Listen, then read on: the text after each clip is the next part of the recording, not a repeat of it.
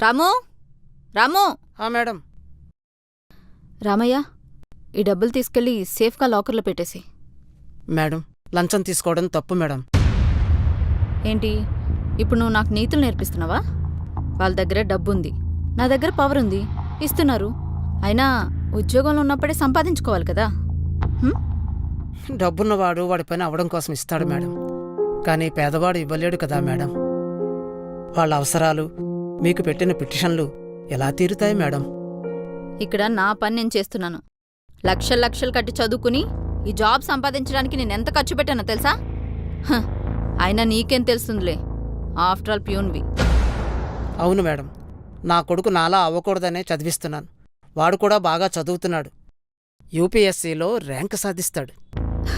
ఏంటి, నీ కొడుకు యూపీఎస్సీ చదువుతున్నాడా? అనవసరంగా డబ్బులు ఖర్చు చేస్తున్నావు రమయ్య. నీలాంటి వాళ్ళు ఇలాంటి కలలు కనడానికి కూడా సరిపోరు. ఎందుకు మేడం, నాలాంటి వాళ్ళు గొప్పవాళ్ళు అవుతారంటే మీకు ఎందుకు చిన్నచూపు? దేనికైనా అర్హత ఉండాలి రామయ్య. అయినా నువ్వు పోయిన తర్వాత ఈ ప్యూన్ జాబ్ నీ కొడుక్కే వస్తుందిలే. ఎందుకు ఎక్కువగా కష్టపడుతున్నావు? ఈ డబ్బులు తీసుకెళ్లి లాకర్లో పెట్టు.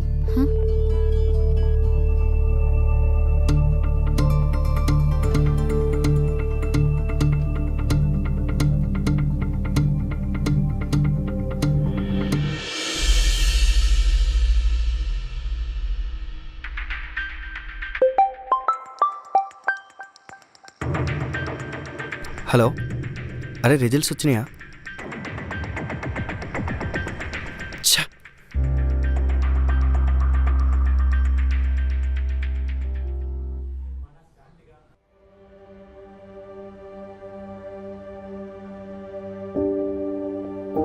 ఏమైందిరా?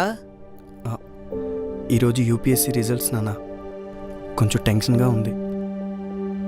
ఇచ్చోడా, దానికేనా? వస్తుందిలే, భయపడకు.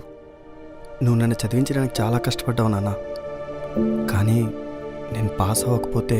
తండ్రిగా నీకు నచ్చింది చేయడానికి ప్రోత్సహించాను, అంతే. ఇంకా ఎగ్జామ్స్లో పాసు ఫెయిలు అనేవి ఉంటాయిరా, కానీ జీవితంలో గెలుపు ఓటమి అనేవి ఉండవు.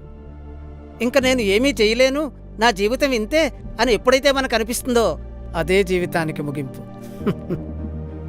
నేను పాస్ అయినా ఫెయిల్ అయినా నిన్ను తలదించుకునేలా ఎప్పుడు చేయను నాన్న.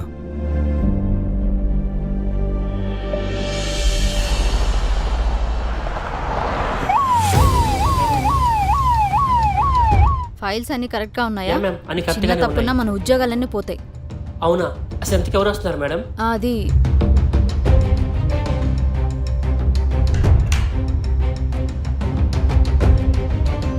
సార్ వచ్చినట్టున్నారు, పద.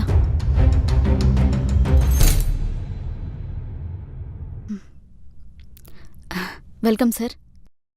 ఇప్పటి వరకు ఫినిష్ అయిన ప్రాజెక్ట్ ఫైల్స్ అన్ని పట్టుకొని లోపలికి రండి. Okay sir.